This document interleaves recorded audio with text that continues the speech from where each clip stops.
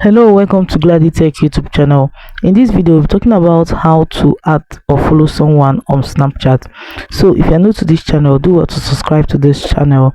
Hit the notification bell to always get notified anytime I upload helpful tips like this. So the first thing you have to do is to log into your Snapchat account. The next thing you have to do is to swap from the right from the camera in order to get the chat list. So when you do that, the next thing you have to do is to click on the search icon found at the top left corner of the screen. Now you just have to type in the name of the person or the username of the person. Let me see, I'm looking for this person. Now I just have to click on the person's name.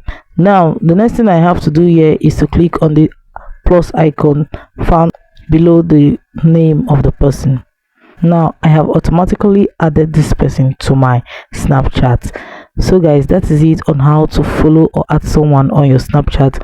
If this video was helpful, do well to like, comment, share, and do not forget to hit the notification bell so let's get notified anytime I upload helpful tips like this.